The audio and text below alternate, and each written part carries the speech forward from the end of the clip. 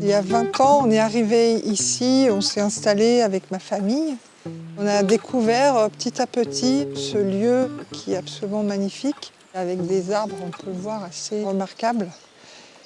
En 2017, on a appris que cette école, qui était fermée depuis quelques années en fait, faisait l'objet de toutes les attentions d'un promoteur immobilier parce que le propriétaire voulait vendre les lieux pour faire un gros projet immobilier qui était soutenu par la commune.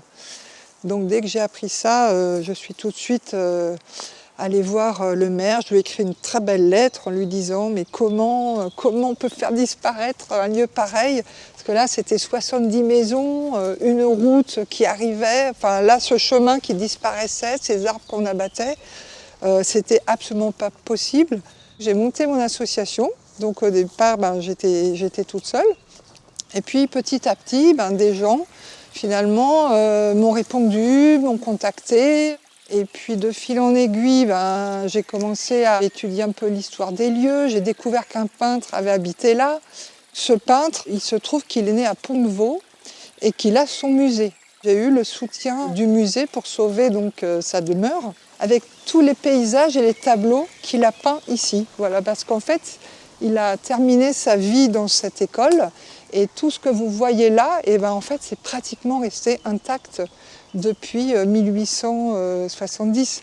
Donc pour moi, c'était déjà défendre évidemment un paysage, c'était une défense du patrimoine. Et puis c'était aussi défendre la biodiversité et les arbres. Il a fallu déjà étudier tout ce qui est le plan local d'urbanisme, tout ce qui est le code de l'environnement, tout ce qui est le schéma directeur régional d'Île-de-France. Parce qu'en fait, il existe plein de choses qui protègent ce type de lieu. Sauf que le citoyen lambda, il ne le sait pas. On a trouvé des arguments imparables. Donc le commissaire enquêteur a émis un avis défavorable au projet. Donc on était sauvés. Mais pas longtemps, puisque la commune a remis ça en faisant non pas une modification du PLU, mais une révision générale du plan local d'urbanisme pour tout le village, en remettant, pas très discrètement, un nouveau projet pour cette école. Et là, deuxième avis défavorable du commissaire enquêteur. Ils ont remis ça une troisième fois, donc nouvelle révision du plan local d'urbanisme. Alors cette fois-ci, il n'était plus question de lotissement, etc. On en est là, on ne sait pas du tout la suite. La suite s'écrit un peu au jour le jour pour tous ces projets, parce qu'il n'y a pas que la Tournelle, il y a une zone industrielle un peu plus loin, un lotissement de 50 maisons.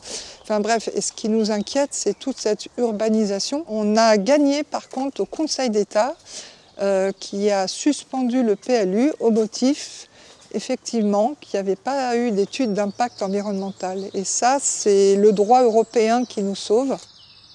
Tout à coup, c'est comme s'il y avait eu chez moi une prise de conscience.